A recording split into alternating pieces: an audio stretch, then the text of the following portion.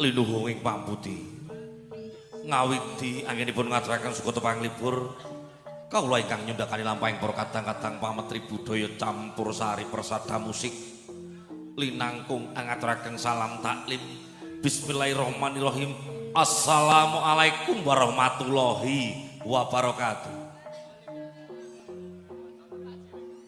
Alhamdulillah wa syukurillah ila bilahiladi amma ba'da kepareng matur unjuk sagunging para tamu para lenggah kakung Mbah Putri kawula kepareng ingkang nyundhakani lampahing kadang-kadang pametri budaya campur sari persada musik mugi dawuh keluarga ageng ingkang hamangku gati wonten ing siang ratri punika linangkung para kadang pametri budaya hanggandeng wonten cacah Triwidyawati ingkang sinugata setunggal kalih tiga katuran jumeneng sareng-sareng semoga kepareng badhe kawula tepangaken bilih anggenipun para kadang-kadang pametri budaya hangaturaken Sugata Panglipur kunjuk sagunging para tamu para lenggah.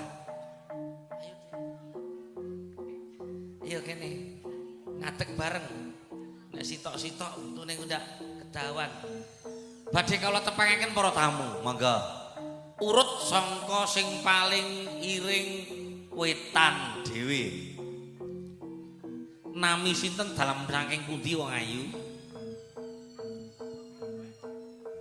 Nggih, dalem Mayang Anjarsari saking Kebak Kramat Alas Tuwa. Saking Alas Tuwa Kebak Kramat wong ayu Mayang. Ugi linangkung kepareng gunging panuwun Gladiwanu. Nggih, Mas. Lha iki ya Mbak Mayang iki ya garwa dalang. Saora-orane pambuka ya anggitane. Lah kaya adikku lanang ya tak kondhangke kok ya. Nah, garwane Ki Gandang Pandu Sasongko. Ya ben urut salajengipun sing tengah nami sinten dalem saking pundi? Nggih, dalem Indah Ayu Saputri, Mas. Ayu sapa? Indah Ayu Ayu Saputri. Saputri. Elok dalem saking pundi, Dik? Saking Bulaan Sukoharjo. Saking Bulaan Sukoharjo makmur wong ayu Indah Ayu Saputri. Menika Widyawati ugi ibu dosen jurusan seni tari. Elok.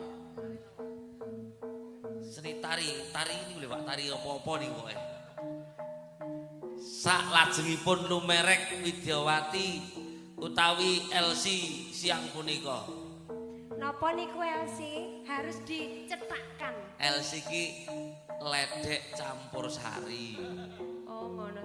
Sosakor nesu lho. Apa ladies campur sari. Ya. Kuwi kenae. Ladies and gentlemen.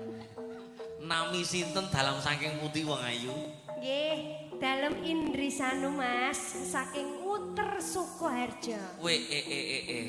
Wong ayu Dokter Anda Indrisanum saking Uter Sukoharjo. Ya ora-orane sinden juragan jamu.